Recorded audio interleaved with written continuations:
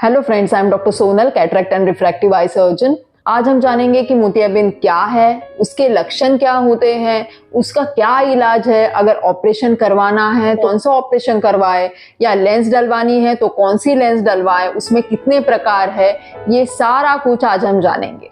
तो मोतियाबिंद बेसिकली है क्या? मोतियाबिंद को हम सफेद मोतिया भी कहते हैं। क्यों?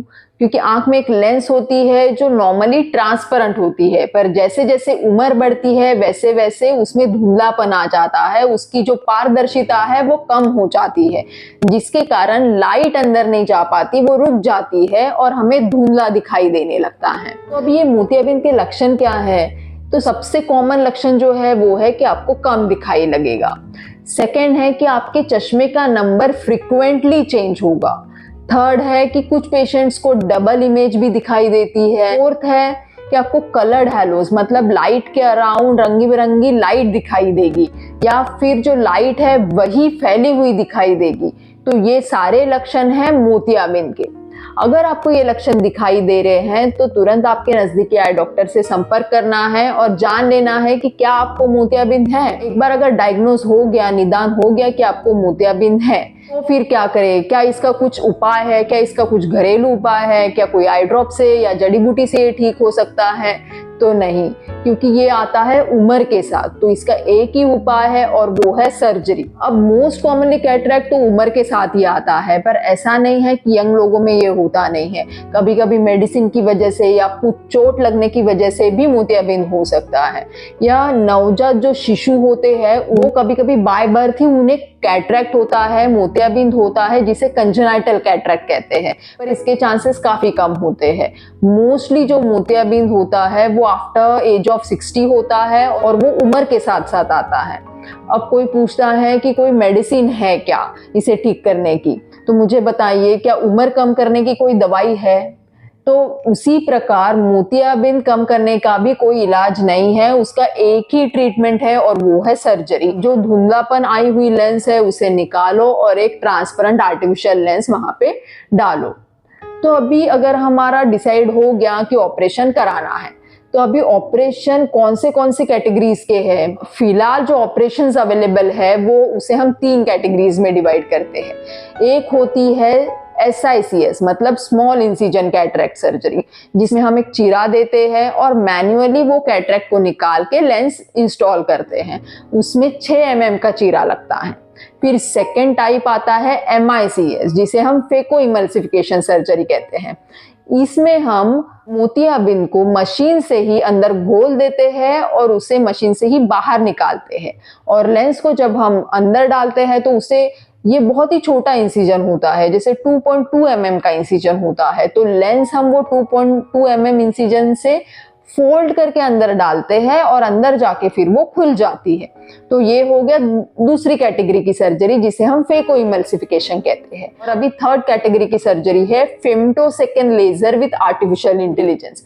ये एडवांस टेक्नोलॉजी है जिसमें कोई ब्लेड यूज नहीं होता, लेजर से ही कैटरेक्ट का ऑपरेशन होता है, लेजर से ही मोतियाबिंद का ऑपरेशन होता है, और उसमें रिकवरी भी फास्ट होती है। ये जो फेको इमल्सिफिकेशन सर्जरी है और फेमटोसेकंड लेजर से जो मोतियाबिंद का ऑपरेशन करते हैं, वो ये दोनों सर्जरी बिना टाका, बिना दर्द, बिना इंजेक्शन के ही सर्जरी की जाती है। खाली ड्रॉप डाल के, सुन करने के ड्रॉप्स आते हैं, वो ड्रॉप डाल के ही सर्जरी की जाती है। तो ना सर्जरी के दौरान आपको दर्द होता है और ना बाद में। अभी हमारा डिसाइड तो हो गया कि सर्जरी करवानी है, पर अभी हम कंफ्यूज हो जाते हैं कि हम कौन सी लेंस डालें या हमारे लिए बेस्ट लेंस क्या होगी।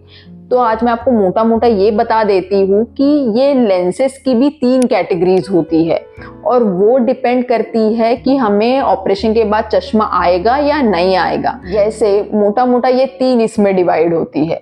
एक होता है मोनोफोकल लेंस, एक होता है इड ऑफ लेंस, और तीसरा होता है मल्टीफोकल लेंस। अब इन तीनों में क्या डिफरेंस है, पहले आप ये समझ लीजिए कि एक नजर होती है हमारी दूर की नजर, मतलब हम टीवी देख रहे हैं या जब हम घूमने जाते हैं तो बाहर देख रहे हैं, वो हो गई हमारी दूर की नजर।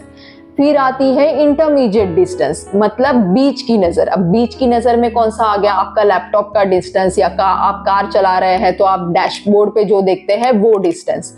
और तीसरा डिस्टेंस हो गया नियर विजन, मतलब इतना डिस्टेंस। जब हम कुछ पढ़ रहे हैं या मोबाइल देख रहे हैं तब हम ये नज़र यूज़ करते हैं।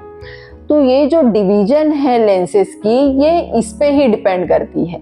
जैसे मैंने पहले बोला मोनोफोकल लेंस, तो मोनोफोकल लेंस में दूर की नज़र बिना चश्मे से हमें क्लियर दिखाई देती है, पर इंटरमीडिएट डिस्टेंस के लिए, मतलब बीच की नज़र के लिए और पास की नज़र के लिए हमें चश्मे का उपयोग करना पड़ता है। अब आता है ईडॉफ लेंस। ईडॉफ लेंस मतलब एक्सटेंडेड डेप्थ ऑफ फोकस, ऐसा उसका फुल फॉर्म है। अगर हम ये लेंस चूज करते हैं तो हमारी दूर की नज़र बिना चश्मे से साफ हो जाती है, बीच की नज़र भी बिना चश्मे से साफ हो जाती है, पर पास के लिए हमें चश्मा पहनने की ज़रूरत पड़ती है। फिर आता है मल्टीफोकल लेंस। अब मल्टीफोकल लेंस, जैसे उसका नाम है मल्टीफोकल, मतलब तीनों जगह वो फोकस कर पाती है, मतलब ना हमें दूर के लिए, ना इंटरमीडिएट डिस्टेंस के लिए और ना पास के लिए चश्मा पहनने की जरूरत पड़ती है, मतलब स्पेक्टिकल फ्री लाइफ हम जी सकते हैं। पर इसमें एक डिसएडवांटेज ये होता है कि इसमें हमें ग्लेयर और हैलो, मतलब कि अगर हम कोई लाइट को देखते हैं और खास करके नाइट ड्राइविंग के समय अगर हम कोई लाइट को देखते हैं तो वो थोड़ी फैली नजर आती है। और हैलोज मतलब कि कोई लाइट के अराउंड रंग बिरंगी लाइट अगर हमें दिख रही है तो उसे हम हैलोज कहते हैं। तो ये दो साइड इफेक्ट मल्टीफोकल लेंस के साथ होते हैं, इसीलिए वो हम हाउसवाइफ्स अगर है या फिर रिटायर्ड लोग जो है जिन्हें बाहर ज्यादा काम नहीं होता या जिन्हें नाइट ड्राइविंग का ज्यादा काम नहीं होता, उनके लिए रिजर्व रहता है।